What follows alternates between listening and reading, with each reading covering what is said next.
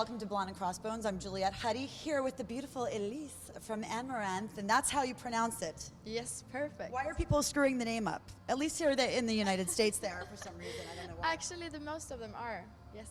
Yes, okay. And the Amaranthe, there are so many different ways you could say it, but like you say it, it's correct because there is only one word. And it already exists even, so it's called, yeah, it's Amaranthe. Now, you have a beautiful accent. You're from Sweden, as is the rest of your band. What does Amaranthe mean, by the way? It comes from, if you Google it, I mean, there is a name for a seed and that you can eat, actually. Oh. I eat it in my muesli sometimes for breakfast, which makes me, like, laugh. She's a Swedish girl. All right, so we've got to talk about the fact that you are this beautiful, incredible, actually, powerful lead singer of a band, a metal band with a bunch of dudes. You're going on tour, you're traveling in the tour bus. There are so many little elements to this, but first of all, just being a female in an industry that, for the most part, is dominated by male voices, male vocalists. I mean, it seems like it's getting a little bit more common to see, you know, in this moment and things like that, you know, the female singing. By the way. Do you? Yes. I appreciate to see that. Yeah. It makes me doesn't feel so lonely anymore.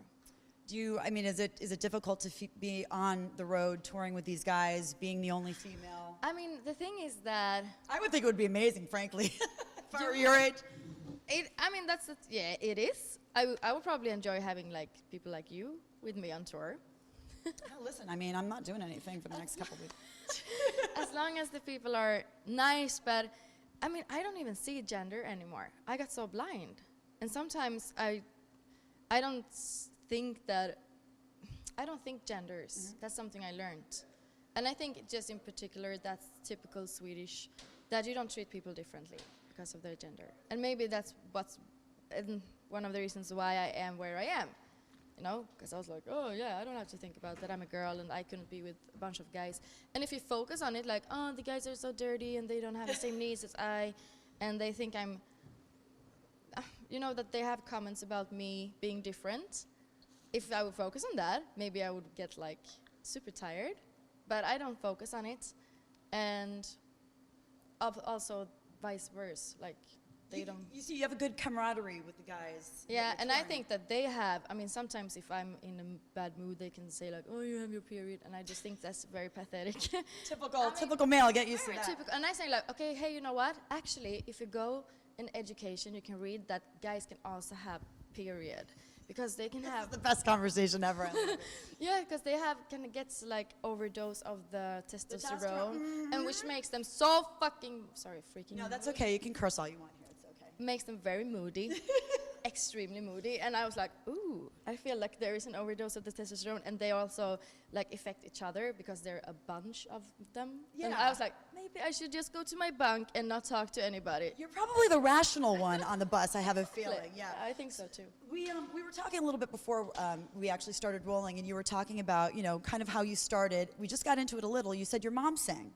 Yes, she sang in radio. She wanted to be a singer, but then she got kids when she was 18.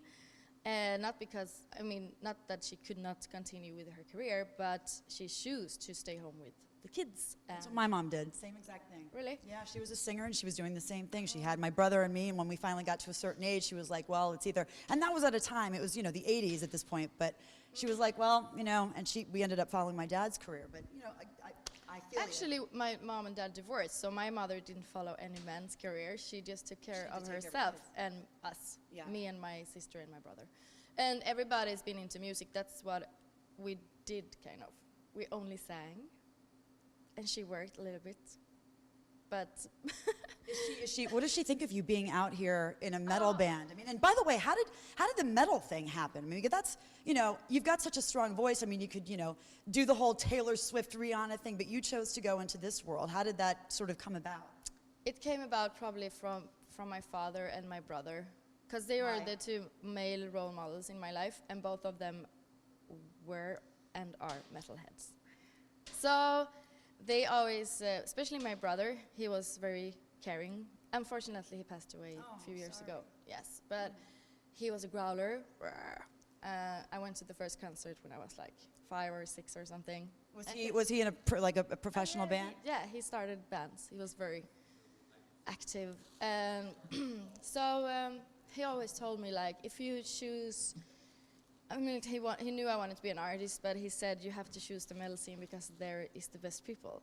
You know, I have to agree with you. I have to agree with you. Yeah, I mean, I agree with you and him and everyone.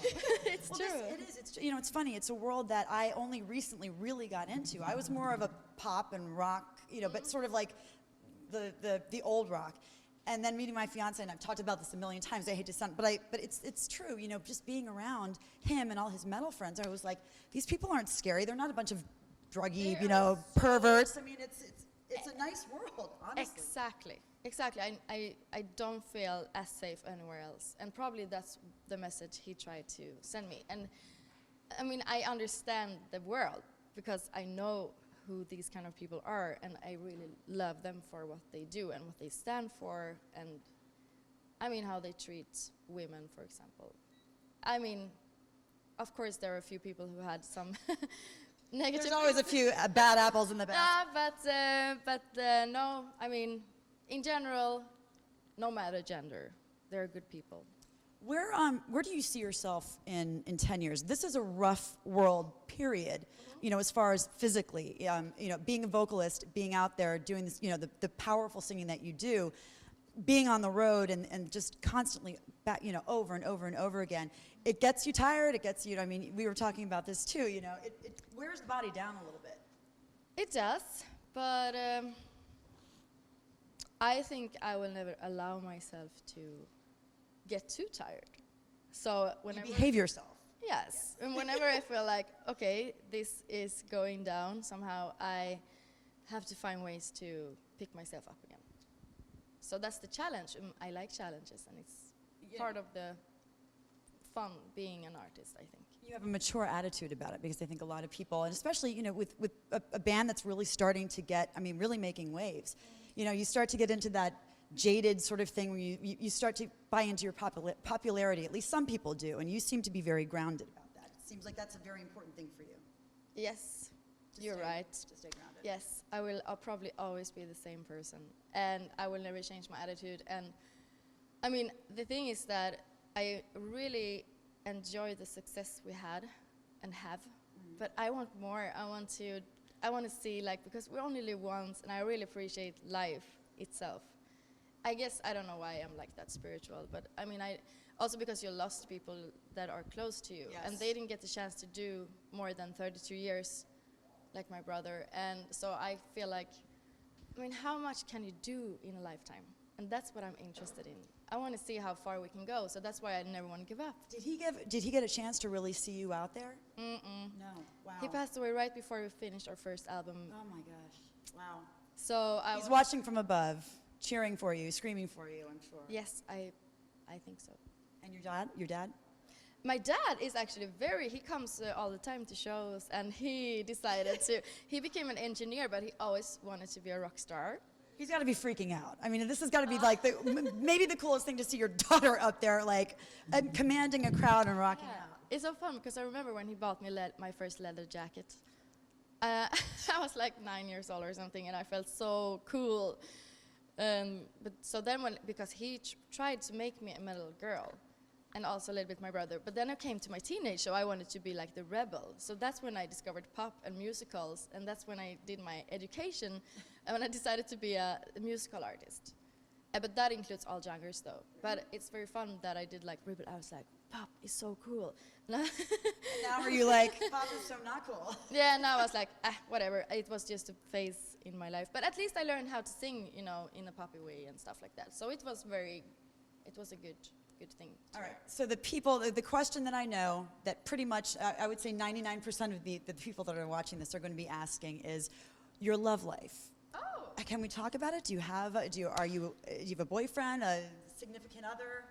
Actually, I usually don't talk about my private life in that matter. Well, nobody's watching this right now. It's fine. It's just a little secret conversation with the girls. That's okay. No, I respect that. I respect that. I mean, I can say in general, everyone in the band have a stable partner, and it's very hard to be in a relationship when you have this kind of job. I can imagine. And I don't even know how anyone pull it off, but it takes two very strong people to be able to do that. And like the old myth with sex, drugs, and rock and roll and all that shit, it's not true. At least not for us. Yeah, I can definitely tell that. And that was a very diplomatic answer, by the way. Kind of going very general, but answering the question. I get it. I get it. It is such a pleasure to meet you. I'm so excited to see you. Very love. Give me hugs. Mwah. This is Elise from Amaranthe, and they will be on later on tonight at Webster Hall. You'll be seeing this after, though. But trust me, they're a band to watch out for. We'll see you later.